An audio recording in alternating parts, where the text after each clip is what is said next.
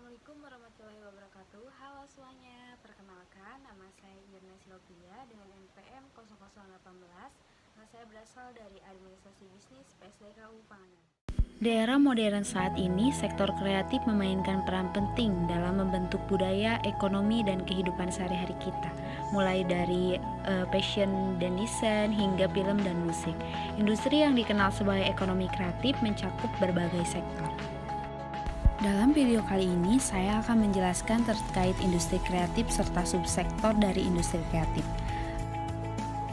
Republik Indonesia pada tahun 2009 mengatakan bahwa industri kreatif itu industri yang berasal dari pemanfaatan kreativitas dan bakat individu dalam menciptakan kesejahteraan dan lapangan pekerjaan. Jadi industri ini tuh berfokus untuk memberdayakan daya cipta dan daya kreasi dari individu.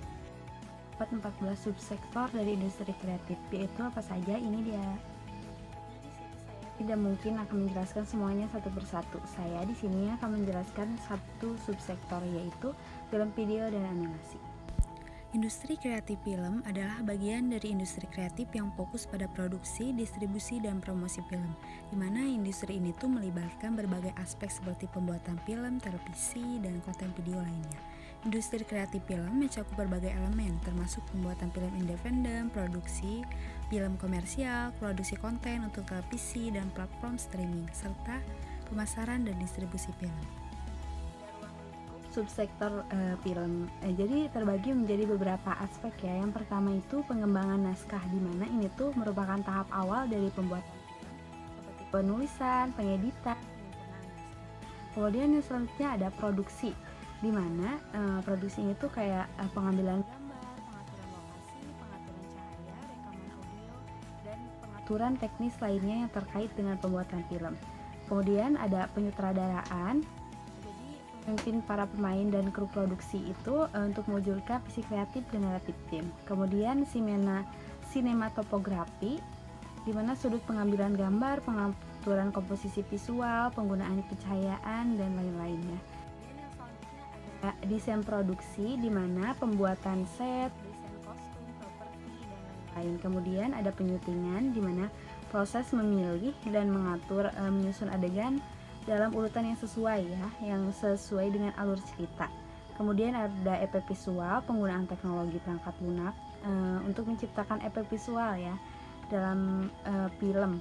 Kemudian ada tata suara, di mana rekaman dan penyutingan audio itu termasuk dialog, efek suara dan musik yang mempengaruhi suasana. Kemudian ada distribusi, di mana penjualan dan penyebaran film itu ke bioskop, platform streaming, saluran televisi.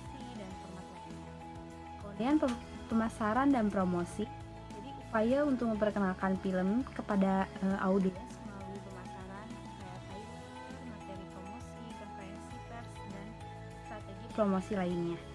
Dan kemudian ada penjualan internasional, festival film, dan produksi independen dari industri film lokal.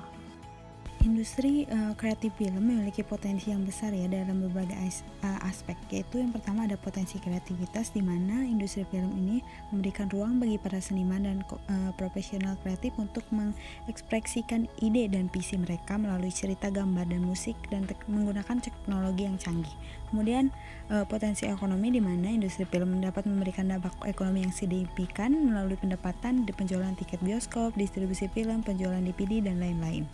Kemudian ada potensi bisnis, di mana produksi film ini tuh bukan hanya tentang penciptaan karya seni, tetapi juga merupakan industri bisnis yang melibatkan investasi modal, perencanaan keuangan, pengelolaan risiko.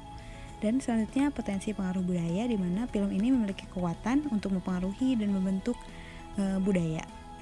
Kemudian yang selanjutnya ada potensi pariwisata, di mana film yang sukses dapat mempopulerkan lokasi dan destinasi wisata tertentu yang digunakan dalam pengambilan gambar. Yang selanjutnya ada potensi ekspor dan diplomasi budaya, di mana film-film yang diproduksi secara lokal dapat menjadi produk ekspor yang mewakili budaya dan identitas suatu negara. Banyak perusahaan yang berhasil dalam memproduksi film, salah satunya yaitu PT Rapi Film.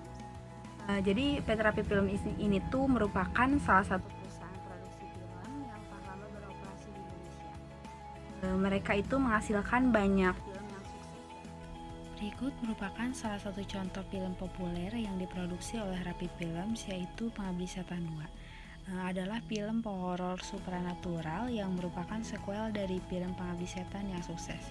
Film ini disutradarai oleh Joko Anwar dan diproduksi oleh rumah produksi yaitu Rapi Films. Tinggal di rumah, kalau ada apa-apa kita sendirian. Sekian pemaparan dari saya.